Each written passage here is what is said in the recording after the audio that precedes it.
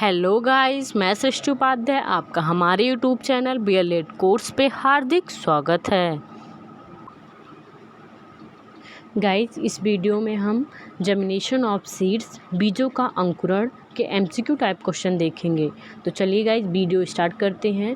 पहला प्रश्न है क्वेश्चन नंबर 1, अधोभूमिक अंकुरण पाया जाता है। अधोभूमिक हाइपोजेल जर्मिनेशन पाया जाता है चना में, सेम में, इमली में, अरंडी में। इसका ऑप्शन ए करेक्ट होगा।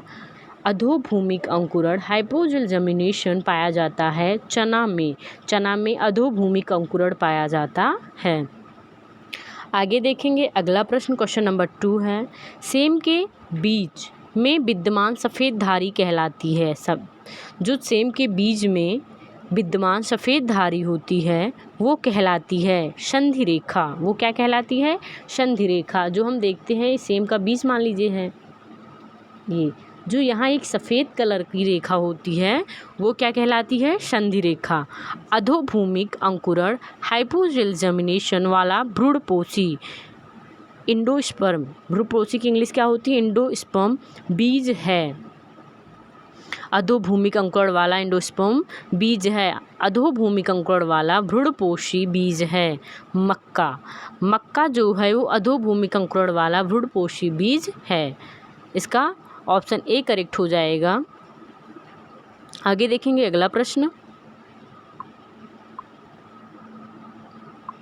अगला प्रश्न है क्वेश्चन नंबर 4, अधोभूमिक अंकुरण में हाइपोजेल जर्मिनेशन में प्रांकुर बढ़ने के कारण भूमि के बाहर निकल आते हैं।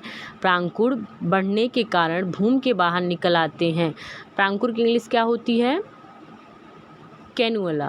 प्रांकुर की इंग्लिश क्या होती है? मुझे यहाँ लिख देनी चाहिए थी, सॉरी गाइस, गलती हो गई, अगली बार से ध्यान दिया जाएगा।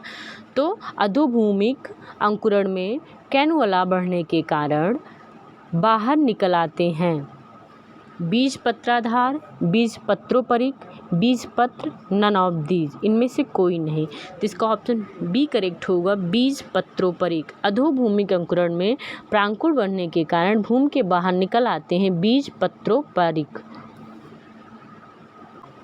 इसका ऑप्शन बी करेक्ट होगा, बीज पत्रोपरिक। अधोभूमिक अंकुरण के प्रांकुर बढ़ने के कारण भूमि के बाहर निकल आते हैं बीज पत्रोपरिक। इसको हम आपको एक इस इमेज में दिखाते हैं। गाइस, ये रहा हाइपोजेल जर्मिनेशन का पिक्चर। इसमें आप देखेंगे जो हमारा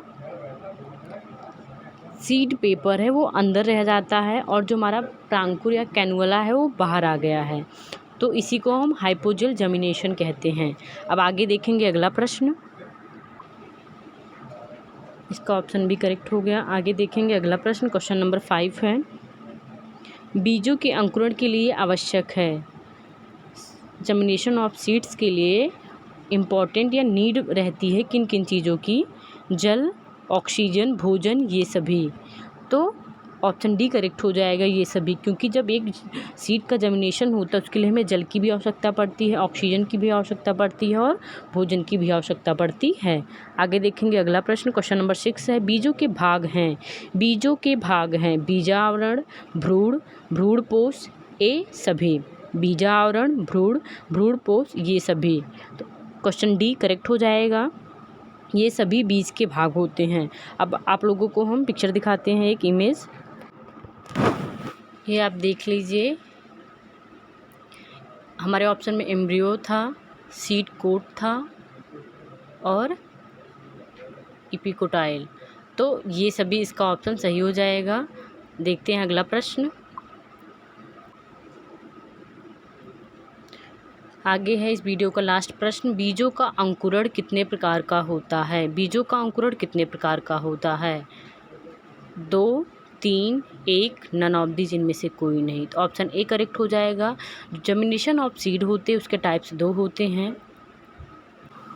पहला होता है भूप्योरिक अंकुरण, एपिजेल जर्मिनेशन, एपिगेल जर्मिनेशन। दूसरा होता है अधोभूमिक अंकुरण, हाइपोजेल जर्मिनेशन, हाइपोगेल जर्मिनेशन। तो 2 होते हैं हमारे जर्मिनेशन ऑफ सीड। पहला भूप्योरिक अंकुरण, दूसरा होता है अधोभूमिक अंकुरण।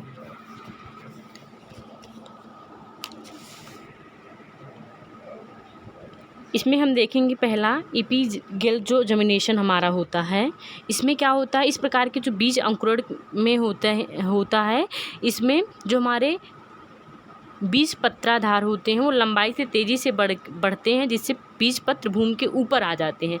जब हमारा सीड कोट ऊपर आ जाता है, बीज पत्र ऊपर आ जाता है, तो हमारा एपीगेल जर्मिनेशन होता है। अगर बीज पत्र अंदर रह जाता है, प्रांकुर बाहर आ जाता है, कैनुला बाहर आ जाता है, तो वो हमारा हाइपोगेल जर्मिनेशन होता है। यही डिफरेंस होता है एपीगेल और हाइपोगेल जर्मिनेशन में।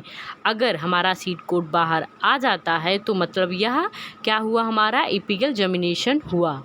जैसे सेम के बीज में एपीगेल जर्मिनेशन होता है, और अगर हमारा कैनुला बाहर आ जाता है और जो हमारा बीजपत्र होता है वो पृथ्वी या ज़मीन के अंदर ही रह जाता है, मिट्टी के अंदर ही रह जाता है, तो वो हमारा हाइपोगेल जर्मिनेशन होता है। जैसे मटर, मक्का, मूंगफली, चने में ये सब जो होते हैं वो अधोभूमिक अंकुरण होते हैं इनमें।